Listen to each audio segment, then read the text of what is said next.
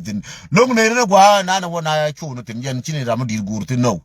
chako ram dir gur tin chako jide mar tor tin ga chako jide mar gur kon wa ya mi no chine go rayo tane ko lut ko ngai ne ye ajin gwa nas chako jide gor ke nguro mi yake no modele wo goro je go chu ne chede mar gwa lakin dung chala ji gambele cha gora pasor la wa pel ne gwa chu ne che chu ka mam de gora pasor de lo to pa de ngai pasor che ka nuora de la gor ka pastor da wada buda amin de na de jona amin ko jeler de la buda hallelujah de jo hallelujah ko jeler de la buda ne dili yode dili ji mun de bala tukbar de ko ler ka gar ko ka tukbar de ko pastor ma kayna duel ma kayna rar adeno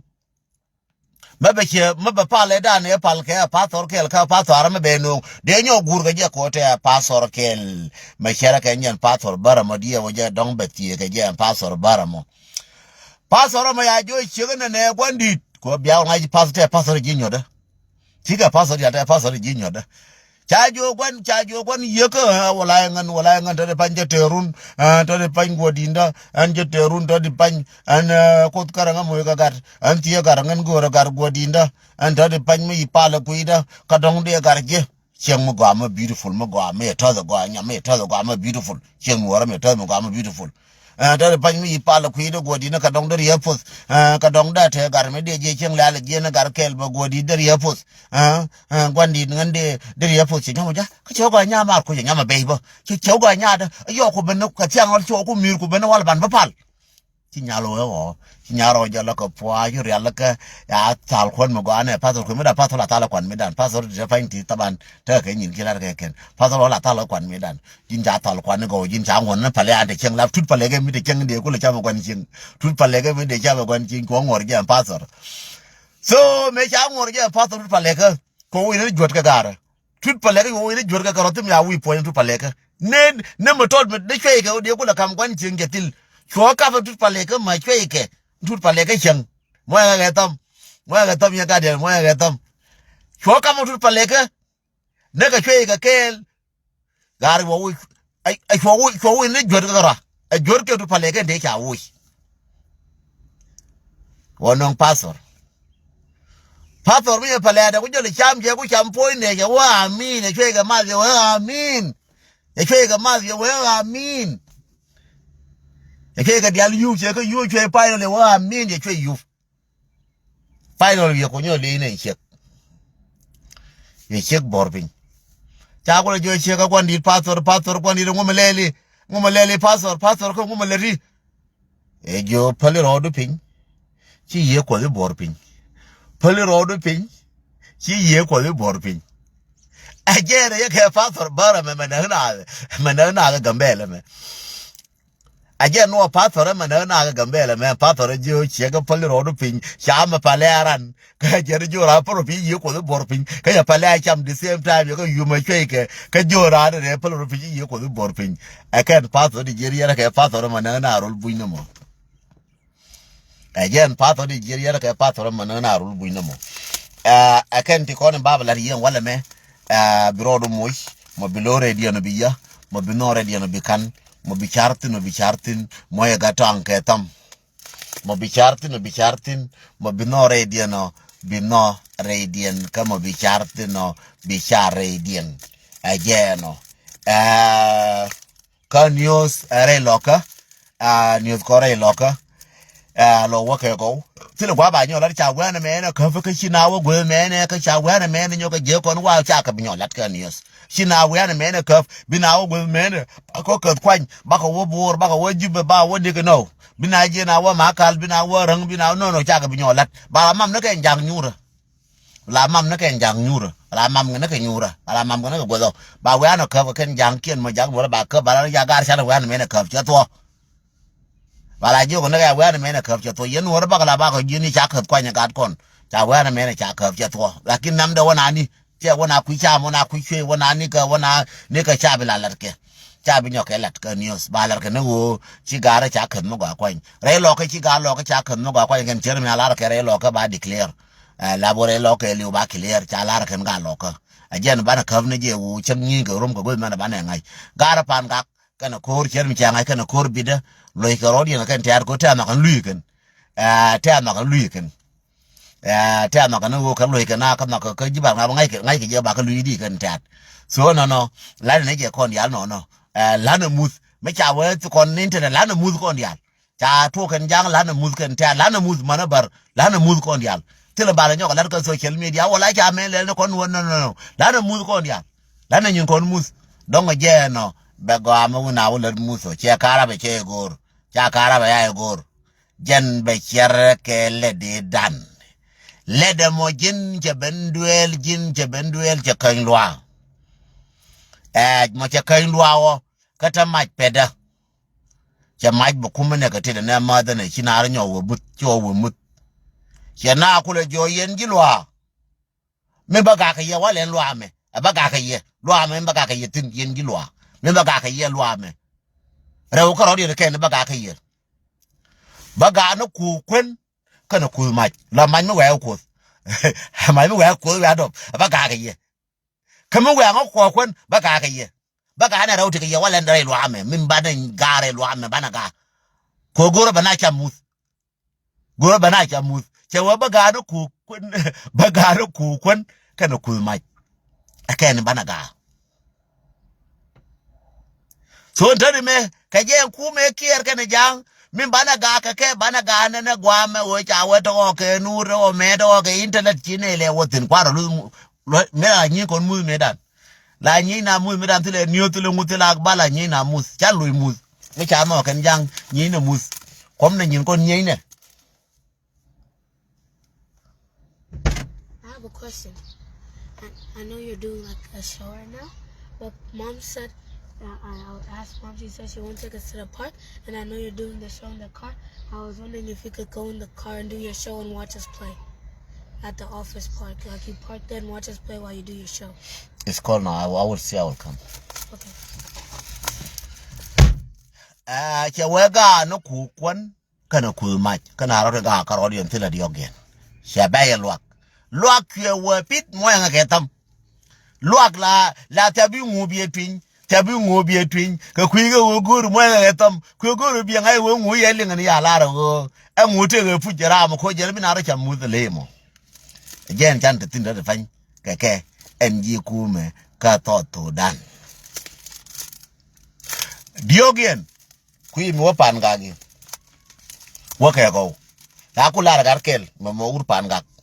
gara mo jen chimo ga lu jo gara dien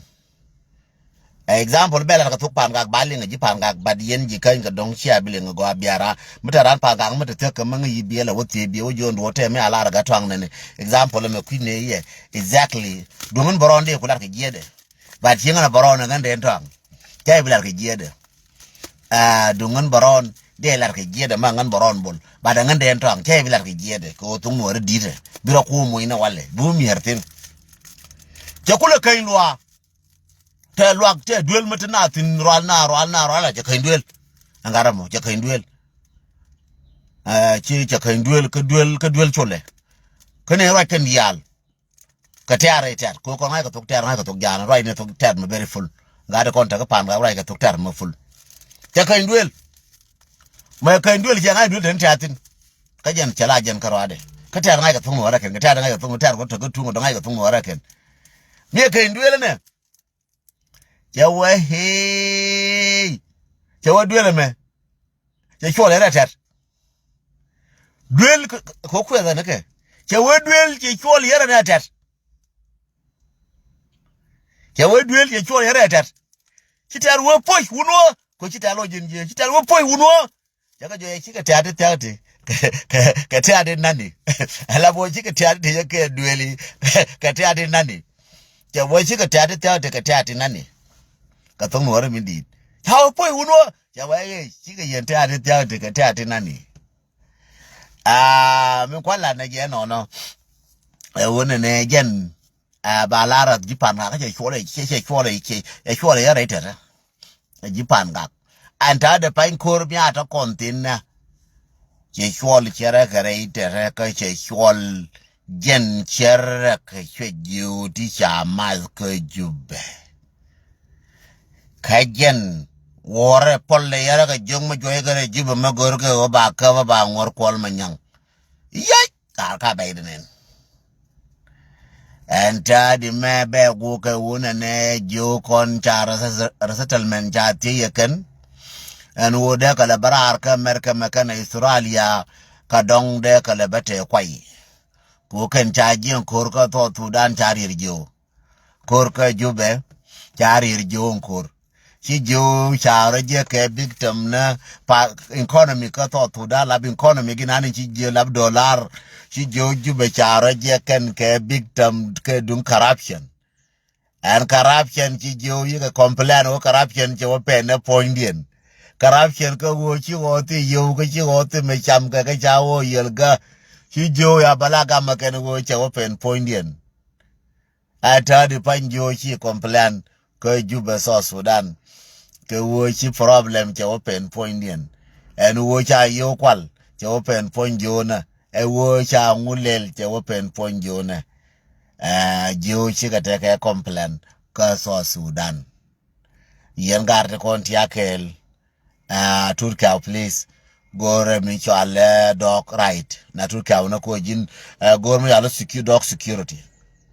me ko la rangan change dan kane wal me kan cha wodung lo rode nya kwol manyang de kweng ne je ka animal and fish resource na cha shwal di chala wadara animal ka chala wadara ngo lo anga ka chode wadara minani min kab jogo kab kona ka kab dit ka kab wo ka kab balana again wadara min de nya kwol manyang kwengtin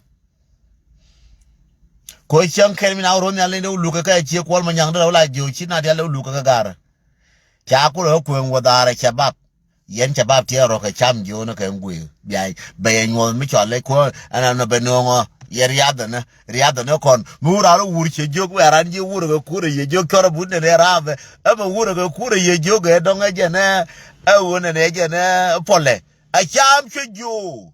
biaga de ne kon bi ko pol ken di yer nya kol ma nyang ben do dial jago bi ko pol ma nyerati mana basketball be na bumbi na wuri rejo cha wedu wadara shabab wal jo wadara shabab wa riyada wal jo wadara riyada wal shabab wal jo jeni balel ke ta fain ba na train ka wor jo kel antari panji basketball baro mi jo ke wur ka re medana ka wo bi ko pol chera ka jo ba jo kula lon ke kaf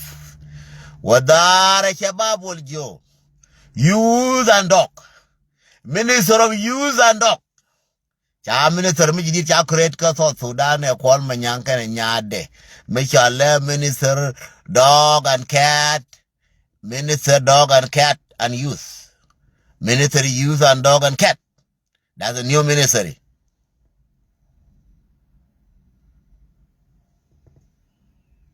That's a new ministry. Me cha create ka South Sudan ko me cha wi mo la ya ka South Sudan maka create wi mon ba create ka South Sudan tana ya five by president maka mutwa wi mon tana ka ngute ni mwan kwa create kon Jesus Sudan di telge ji wi mon ga lu telge tin telge ka tana ku me yere ke titi mi ji wi mon di al chi ku ga social media chana ba kamera social media kwa ku me yere ga titi ku kiri million bi elin ka social media me buru gweli nye mara bi je ku me kamera ku ne sheg ne me daf kanal ene me chaka wo ya adom kane ga wo bi je ku je ran nye mara ka social media ko buru wo gara ko ba be ni cha nyu ne je me cha da mar nyo wi mon nyo ka je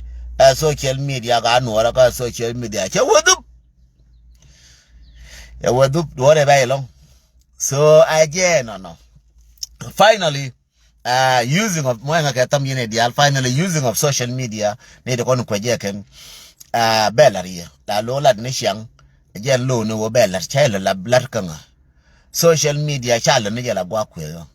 social media gwa advocate kana advertisement again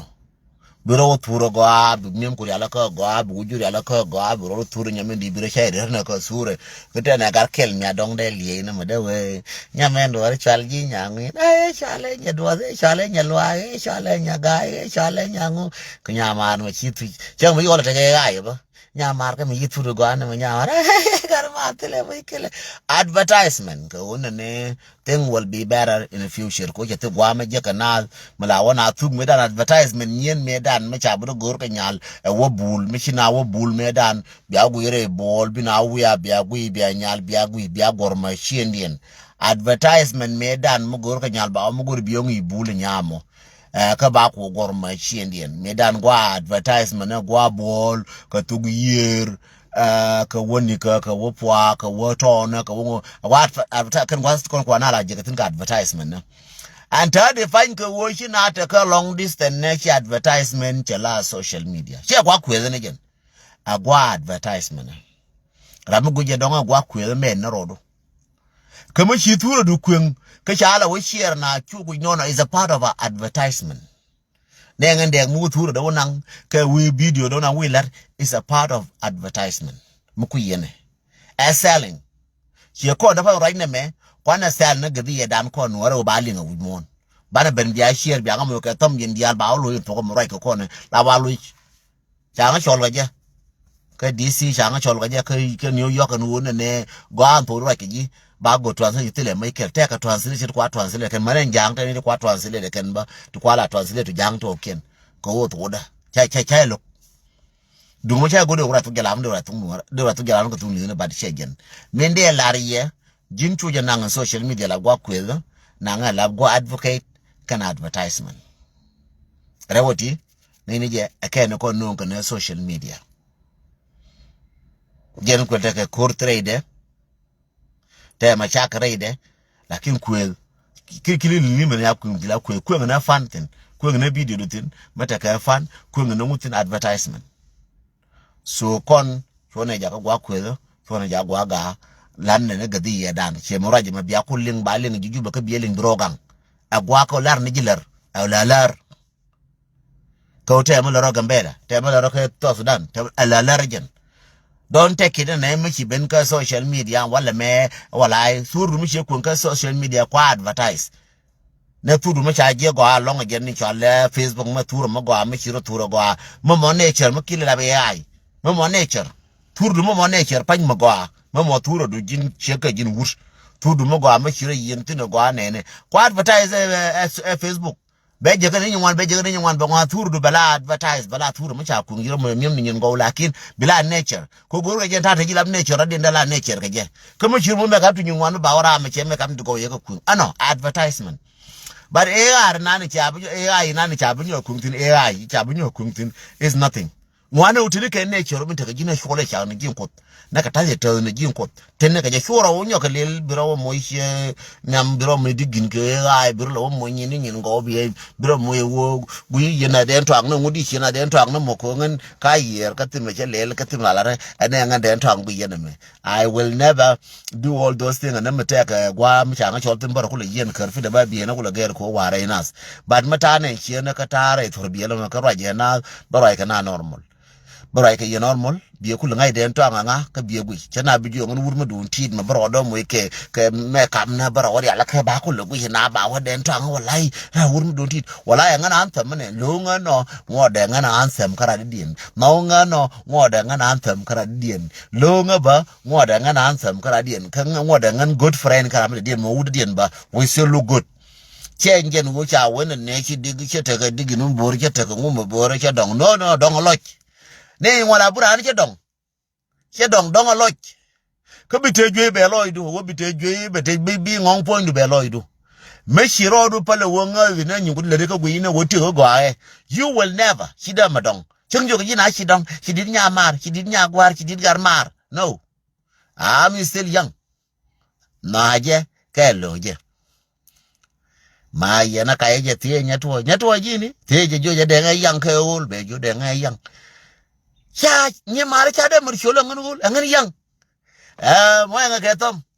ngan yang mo de ngan yang chingan e ul ka chalong na dong ngan wur mu chalong na dong lakin e wo bi dong larajin I'm giving you my word chinki nyadu dia nyadu kwen cha gadu kwen chigadu sorry chigadu kwen cha nyadu kwen chila chingmu di chelo na wo chidong yes again grandma yes again grandpa but chelo no chidong kama dunu me bieje palero pin dunu me ngwa bieje muguro palpin dunu me ngwa bieje palno rodu pin aka wur na dial bika belin wala ka wor palero pin ka wur na dial bika belin wala ka wor